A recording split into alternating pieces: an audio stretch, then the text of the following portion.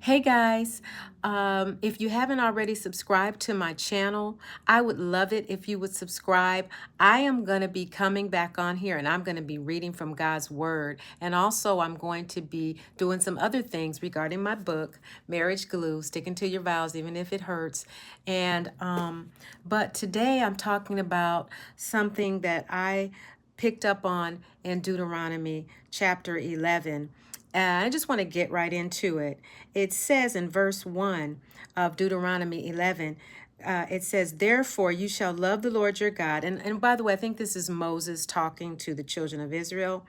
It says, you shall love the Lord your God and keep his charge, his statutes, his judgments, and his commandments always. And he says an interesting thing. He says, know today that I do not speak with your children who have not known and who have not seen his chastening, his greatness, who have not seen the chastening of the Lord your God, his greatness and his mighty hand and his outstretched arm. And he reminds them of all the things that, God did, like, closing in the Red Sea over the Egyptians and their great and mighty chariots after the children of Israel crossed. And he even mentions how the two sons of Reuben, who kind of incited a little coup after they had made it through, and the Lord really he swallowed them up in the earth right in front of their eyes.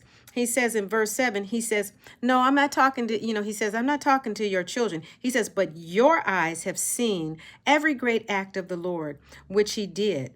And he says, therefore, you shall keep every commandment which I command you today, that you may be strong and go in and possess the land which you cross over to possess. And now he makes it clear which commandments he's talking about a little bit further down.